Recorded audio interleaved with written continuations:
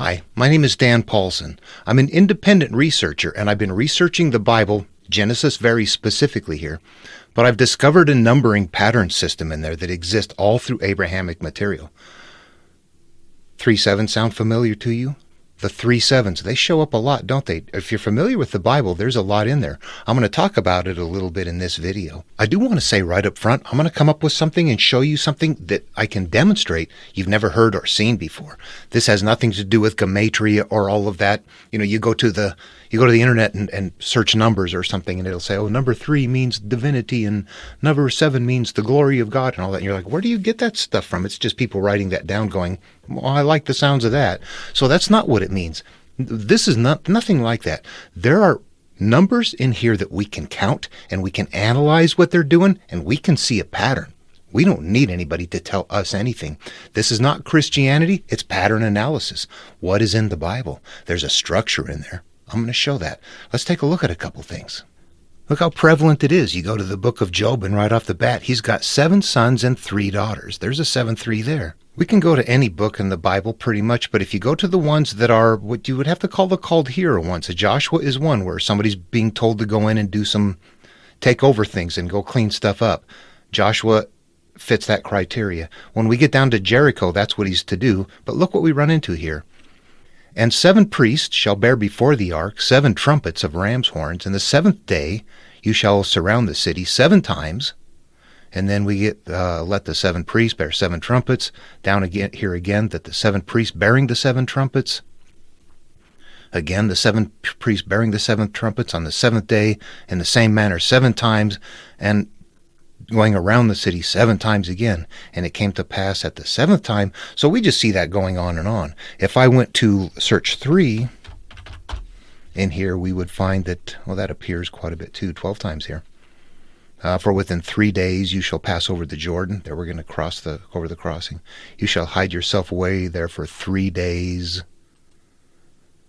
and live there for 3 days. You shall pass through after 3 days.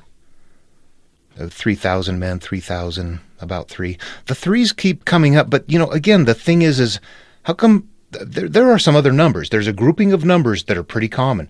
3s and 7s are pretty easy to see because they're up front quite a bit. But we should be familiar with 5, 12, 10, 20, a few other numbers. 40, that's a big one. 40, yeah.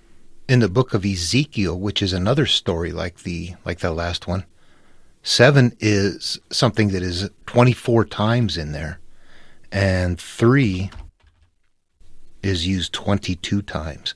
So these numbers are just like coming up predominantly. And there is also, again, a conspicuous absence of other numbers. What is this? Okay, I've analyzed this and analyzed it and gone upstream until I find where it begins. There's a tie point where the 7-3 begins. Right here in Genesis at the day 7 of the first creation story. Here, see if you can spot it.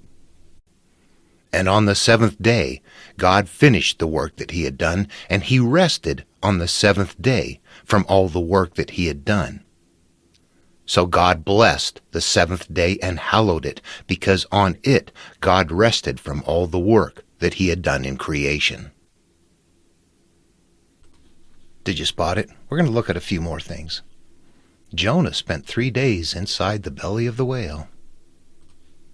Jesus was 3 days in the tomb. Both went in, 3 days, emerge out. Does it sound vaguely familiar? Not just the 3s, but something else. Here, look at this again. This time I'll make it obvious. And on the 7th day, God finished the work that he had done, and he rested on the 7th day from all the work that he had done. So God blessed the 7th day and hallowed it, because on it God rested from all the work that he had done in creation. All right, we do see something obvious there, right?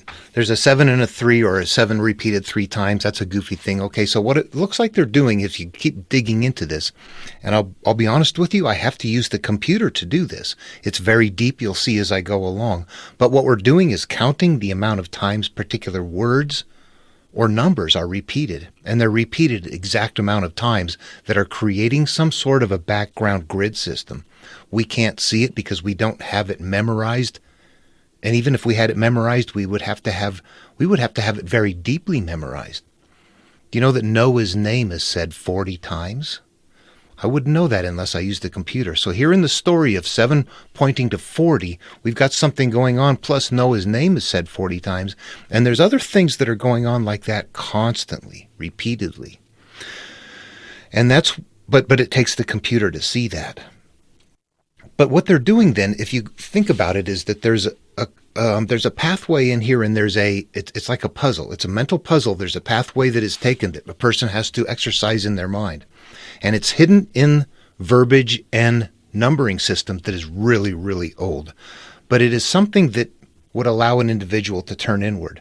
Right here at the 7 and the 3, what's happening is that if you took the 2 creation stories and put them side by side, they seem to be different authors, don't they? They don't even read the same. If you put them side by side, though, then day 7, right there where it was also said 3 times, so 7 and 3 are both at that day 7 point, parallel with what? That's where Adam and Eve are naked and unashamed in the Garden of Eden. And that represents, if you look at it in the psyche, then this is not physical, this is a spiritual teaching. Adam is the consciousness of each human, and Eve is the inner self of each human. And at first, we are pure. We're naked, unashamed in the Garden of Eden. It represents metaphorically the life of an individual. It's the creation of me. It's the creation of you. And at this point right here is a point that we're going to want to get to. We're going to want to repeat a teaching cycle that is going to originate from this point. We're going to want to pattern a teaching that's going to go replicate this.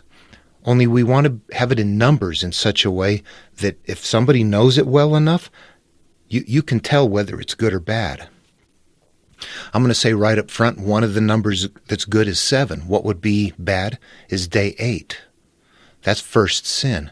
Now, if we go to the Sodom and Gomorrah story down there in that chapter, Sodom is repeated 8 times exactly.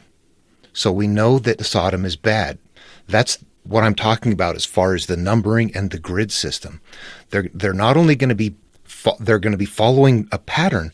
Not only are they following it's a bad city, but now we're going to make sure that we repeat it 8 times. Here, check this out. I wrote this. This is a very poor, incredibly primitive example of what they're doing. I just wrote this right here, and it's in modern times, so we know some things about it that we don't know about what they were doing. Okay, here's my story. I was 7 years old when I left Los Angeles. You see, I used the 7 right there. Los Angeles is where I was born and raised to begin with. Both my parents lived in Los Angeles their whole lives. After we left Los Angeles, we moved to Las Vegas. It was just as hot in Las Vegas as it was in Los Angeles. The new school in Las Vegas was full of ruffian kids. They acted out and cut up like wild heathens. The school in Los Angeles had police, and they didn't allow such behavior. But in Las Vegas, it seemed like something different was going on beneath the seedy underbelly. Las Vegas exists just to be a gambler's town. Despite that, Las Vegas has some of the nicest roads to travel in and out. Las Vegas knows how to get its visitors in and out. But I didn't like it. I always knew one day when I was old enough, I would leave Las Vegas and return to Los Angeles. Okay, so there's a couple of layers of things going on in the story. First of all, if we know today that there's some nicknames here, we got a City of Angels, and Sin City is a fun nickname that we have for Las Vegas, isn't it? So we have that going on in the background that we didn't put up here. We would know that if it was in our local time. They're doing that back then. We don't know what they are. We don't know what's good and what's bad. We do when we do the Sodom one, didn't we? Yep, that's what they're doing. Okay, so if I go through this and I search this document, what I see is that Los Angeles is repeated exactly 7 times, so that tells me on the grid it's a good place to be. If I didn't know, I would just check for that repeat and go, okay, City of Los Angeles is good. I don't know what City of Angels. I know it's the starting point that's good. And if I search for Las Vegas, it is repeated 8 times. So it is the reference to moving on. That's what they're doing. in Genesis, but it's 3,500 years old. What's going to happen now is that this number pool has to grow significantly bigger. So we're going to bring in things like 5, 10, 12, 17, 20, 30, 40. 40 is a big one. 50, 60. Numbers like that are going to be pooled. And if you look closely, you will see those. There's going to be a way, I'm not going to do it in this video, but if we start looking at things like, well, that 40 shows up down there at the Sodom story. It's a funny repeat. Would you do it for the sake of 40? No, not for the sake of 40. There's some weird things going on, and you start looking at that, and here's something that we wouldn't know unless we had it memorized well enough. Righteous, when Abraham is talking to God, is repeated exactly 7 times. So the 7 is going right there. That repeating sequence is being used to go down there and gather up those other numbers that are appearing where? Also in Adam and Shem analog farms. Big numbers. There's a 950s, 840s, 5s, 12s. If we don't treat those as compound, we'd know things like that 900 is repeated 7 times only in Genesis, right there. And the numbers it's pointing, that it's grouped with, are numbers that are being pulled from elsewhere. 40s, 12s, things like that. So they've got different ways of pointing and showing us in here. 800, 7 times. 600, 3 times. So as those are being used somewhere in the story, they're actually representing something different. A 600 represents a 3. 900 represents a 7. 800 represents a 7. 7 represents a 7. You go to the flood stories. In 7 days it will rain for 40 days and 40 nights. There we have it. And in 7 days it did rain for 40 days and 40 nights. It called it in. It repeated it. This is like a patterning sequence they're doing to follow a pattern. The 7 calling into a 40. Now what we have is 40 is another one. And then we have, what do we have downstream through Abrahamic material? How long were the Israelites in the desert? 40 years. The years don't matter. The 40 matters. Jesus in the wilderness before he started, the Israelites right after crossing the threshold, Jesus 40 days in the wilderness right after the baptismal. There's pattern sequences going on, and the numbers are important, but there's going to be a way that there's a pattern way to collect them. There's a way to sequence them. And then the next video, I'm going to start there. But I wanted to cover and show that that's what this is, that there is something going on in the background, but it is not visible to us because we don't have it memorized at this depth, at this level. Not only would you have to have something memorized, I've used this example. It's so simple. If I had a nursery rhyme, twinkle, twinkle, little star, how I wonder what you are, up above the world so high like a diamond in the sky. I don't remember the rest of it, but if you had that memorized, you might think, well, that's good enough. I know what it is. But what if somebody came along and said, oh yeah, how many times was twinkle said? Oh. You'd have to start counting that out. Now imagine that on a scale of Genesis. How would you know that Noah's name was repeated exactly 40 times?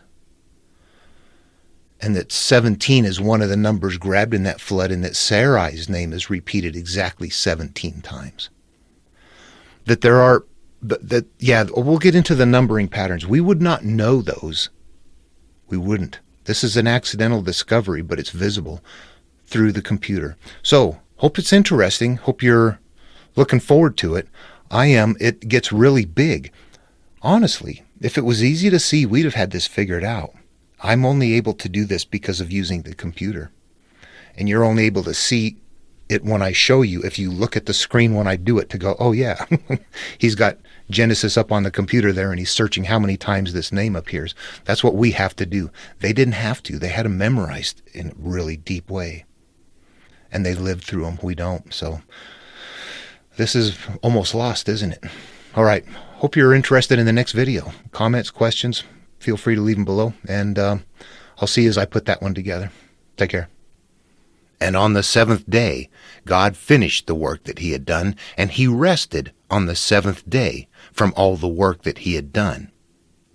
So God blessed the 7th day and hallowed it, because on it God rested from all the work that he had done in creation.